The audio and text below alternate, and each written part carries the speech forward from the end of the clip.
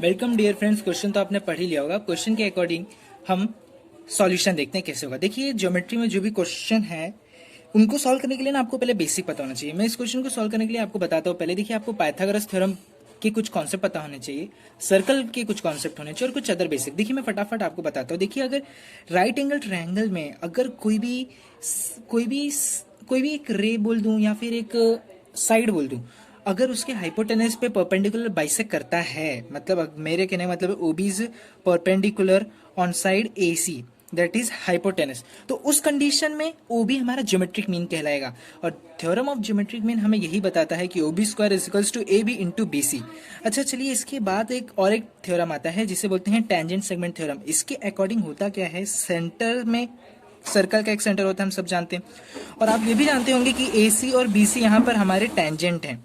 तो ए सी और B C जब इस तरह से इंटरसेक्ट करते हैं किसी एक पॉइंट पे, तो इन्हें हम टेंजेंट सेगमेंट बोलते हैं। तो यहाँ पे जब भी ये पॉइंट ऑफ कांटेक्ट, मतलब अगर मैं रेडियस ड्रॉ करूंगा तो देख सकते हैं, आप जानते हैं टेंजेंट थ्योरम के मदद से ये 90 परपेंडिकुलर हो जाएगा। तो अगर आप थोड़ा ध्यान देंगे तो आपको पता चलेगा, वो आगे की चीज़ है।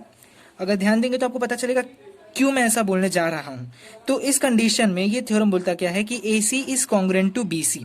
चलिए, इसका भी अभी आपको आगे यूज आएगा, मैं आपको आगे ही बताऊंगा।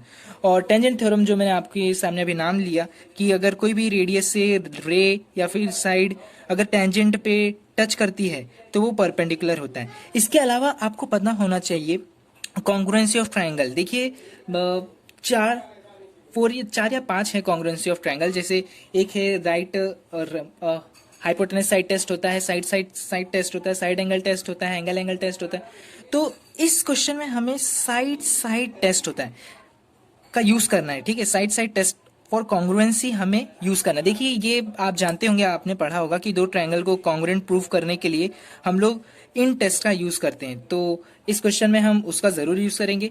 तो दिल थाम के बैठिए, अब मैं आपको स्टेप बाय स्टेप बताता हूँ।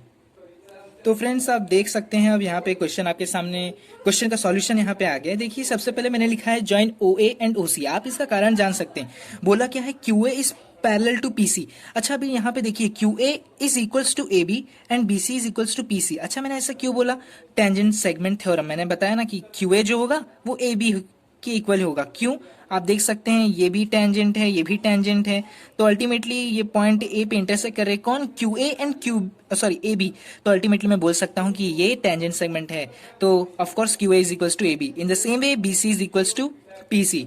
तो अब आप यहाँ पे तो समझ गए होंगे मैंने ऐसा क्यों कहा। अच्छा, आप देखिए ध्यान से कि मैं किस तरह से अपने रेडियस ओ बी या फिर ओ क्यू या फिर ओ पी को निकाल सकता हूँ। देखिए, यहाँ पे अगर आप ध्यान देना तो मैं theorem of geometric mean use कर सकता हूँ। कैसे पता है? ओ बी मेरा क्या बन सकता है? Geometric mean. जी हाँ दोस्तों, ज्योमेट्रिक मीन क्यों, मैं आपको बताता हूँ। देखिए, रेडियस से ये एक एसी भी टेंजेंट है, बी काम क्या कर रहा है, एसी को बाइसेक्ट कर रहा है। तो अब मुझे प्रूफ यहाँ पे ये ध्यान देना है कि कंस्ट्रक्ट क्या करना है। ओ ए को कंस्ट्रक्ट करूंगा और ओसी को कंस्ट्रक्ट करूंगा ताकि ट्रायंगल बन सके और मैं ये बोल सकूं कि angle A O C is equals to 90 degree. अब वो कैसे बोलेंगे वो भी आपको स्टेप बाय स्टेप बताऊंगा, लेकिन क्यों बताना है ये तो आप समझ लीजिए कि ये अगर मैंने 90 बता दिया तो मैं आराम से O B square is equals to A B into B C. अच्छा, ये मैं क्यों यूज करूंगा? क्योंकि अभी देखिए, क्यू ए की जो वैल्यू है वो ए बी की हो जाएगी और जो पी सी की वैल्यू है वो बी सी की वैल्यू हो जाएगी। तो इस मदद से मुझे ओ बी स्क्वायर मतलब ओ बी की वैल्यू मिल जाएगी। जब ओ बी की मिल जाएगी तो मुझे रेडियस मिल जाएगा। तो बस अब उसी पे हमें लग जाना है। देखिए, हमेशा पीछे से आना। कहने का अर्थ है, अब आपने ढूंढ लिया यहाँ पे कि मुझे एक ट्रायंगल बनाना है, तो मैंने बस ओ ए को ज्वाइन कर दिया और उसी को ज्वाइन कर दिया और यहाँ पे मेरा एक ट्रायंगल बन गया। अब मुझे कैसे भी करके एंगल ए ओ सी को 90 डिग्री लाना है। अच्छा, अब इसको लाने का तरीका क्या है? देखिए, क्या तरीका हो सकता है। अगर कुछ ऐसा हो जाए कि 180 में 1/2 अगर मैं डिवाइड कर दूं, सॉरी मल्टीप्लाई कर दूं, मतलब 180/2, कहने का मेरा यही तात्पर्य है दोस्तों कि अगर 180/2 आ जाए तो एंगल ए उसी मेरा 90 डिग्री हो सकता है। लेकिन अब ये 180 लाऊं कैसे? देखिए, 180 लाने के बहुत से तरीके हैं। क्या कर सकता हूँ पता है? ये देखिए, क्यूपी है और ये बीओ है। मुझे पता है कि ये लीनियर पेयर बन रहा है, तो कैसे भी करके मुझे बताना पड़ेगा कि ये 90 है और ये 90 है। अच्छा, मतलब यहाँ से मुझे बोलना पड़ेगा कि linear pair sum of angles on linear pair is supplementary. अब कैसे होता है, ध्यान से देखिएगा। बहुत रोमांच रोमांच रोमांच भरा है ये खेल, ध्यान से देखिएगा। मैंने क्या किया, पहले ए क्यू ओ लिया, फिर मैंने ए बी ओ लिया। अब मैंने इनको साइड टेस्ट है ना, क्या कर दिया, कॉन्ग्रुएंट प्रूफ कर दिया। अच्छा, कॉन्ग्रुएंट प्रूफ करने के बाद हुआ होगा क्या पता है, मैं बोल सकता हूँ कि इनके एंगल्स इक्वल हैं। कौन कौन से angle, angle A O Q और एंगल ए ओ बी। अच्छा, ये अगर इक्वल हो जाएंगे तो मेरा क्या फायदा होगा पता है, मैं ये बोल सकता हूँ कि angle A O B is equals to half of angle B O Q. बोल सकता हूँ कि नहीं? इन द सेम वे मैं ये भी बोल सकता हूँ क्या, मतलब जो चीज़ मैंने यहाँ अप्लाई किया वही चीज़ मैं यहाँ पे अप्लाई करूँ। देखिए वो थोड़ा लंबा हो जाएगा, मतलब यहाँ पे भी मैं साइड साइड टेस्ट से प्रूव करूँ तो थोड़ा लंबा हो जाएगा। इससे अच्छा सिंपली आप एक को प्रूफ करेंगे तो सिमिलरली करके लिख सकते हैं। आप देख लीजिए, कॉन्ग्रुएंट प्रूफ करने में दिक्कत नहीं होनी चाहिए। मैंने बताया था A Q equals to A B कैसे हुआ, tangent segment theorem. O Q equals to O B कैसे हुआ, ये हमारे रेडियस ऑफ सेम सर्कल हैं। और ए ओ इस कॉन्ग्रुएंट है, ए ओ ये भी हमारा क्या कहते हैं, सेम साइड है या कॉमन साइड है, इसलिए ये एस टेस्ट से कॉन्ग्रुएंट प्रूफ हो गए। तो मैंने इन दोनों को बता दिया कि देखना, याद रखना, corresponding angles of congruent triangles are equal, और मैं कह सकता हूँ कॉन्ग्रुएंट। तो बस मैंने इसी लॉजिक का यूज करके ये कर दिया है। यहाँ तक तो आप समझ ही गए होंगे। अब देखिए नेक्स्ट स्टेप करना क्या है पता है, यहीं पे पूरा खेल अब हमारा बनता है। अगर आप ध्यान से देखिए तो यहाँ पे देख लिया होगा आपने, एक बार बी ओ क्यू आया और एक बार बी ओ पी आ गया, मतलब हम एकदम पास में आ गए। कहने का मतलब है कि अगर इन दोनों को, एंगल ए ओ बी को देखो और एंगल सी ओ बी को देखो, क्योंकि वही चीज़ तो यहाँ लिखा है मैंने, मतलब अगर मैं इन दोनों को ऐड कर दूं तो मेरा एंगल ए ओ सी बन जाएगा। और अगर इन दोनों को मैं ऐड कर दूं, मतलब बी ओ क्यू और बी ओ पी को मैं अगर ऐड कर दूंगा तो मेरा सप्लीमेंट्री, मतलब angles made by linear pair are supplementary, ये मैं प्रूफ कर पाऊंगा। तो बस अब यहाँ पे मुझे उसी काम पे लग जाना है। ये मैंने फर्स्ट इक्वेशन लेट किया और इसे सेकंड लेट किया है। मैं लिख सकता हूँ कि adding first and second equation, फिर बस देख सकते हैं आप किस तरह से जो मैं चाहता था वो होते चला गया।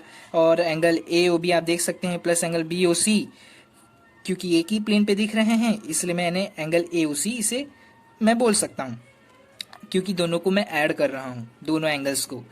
ठीक है, तो ध्यान में रखिए इन बातों को। और यहाँ पे भी दो एंगल ऐड हो रहे हैं, तो जैसे मैंने बताया कि ये भी 90 है, ये भी 90 है। किस तरह से आया आप समझ रहे हैं ना।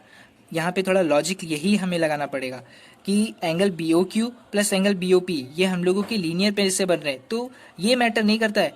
अगर जैसे मैंने बताया कि 90 प्रोबेबली ये 90 होता है, लेकिन ज़रूरी नहीं हमेशा 90 हो सकता है कम ज़्यादा हो। लेकिन यहाँ पे बस आपको समझना ये है कि ये दोनों एंगल अगर मिलते हैं तो लीनियर पेयर बनता है, इसलिए इनका सम हमेशा 180 डिग्री होता है। तो ये मत समझिएगा कि एंगल बी ओ क्यू और एंगल बी ओ पी ये दोनों 90 डिग्री है, वरना आप यहाँ पे ये भी कंफ्यूज हो सकते हैं कि फिर यहाँ से एक अगर साइड निकली है, यहाँ से एक साइड निकली है, तो वो एग्जैक्ट 90 डिग्री नहीं होगा। तो इतना कंफ्यूज मत होइएगा आप लोग, बस इतना समझिए कि हाँ ये दोनों मिलके हमारा लीनियर पेयर बनाता है। तो ठीक है, अब आप यहाँ पे आगे देख सकते हैं एंगल ए ओ सी मेरा 90 डिग्री आ गया। बस अब मुझे टेंजेंट थ्योरम वापस से बता देना है, दोहराना है कि सेग ओ बी जो है ए सी पे परपेंडिकुलर है, और by geometric mean theorem of geometric mean बस मैं बोल सकता हूँ।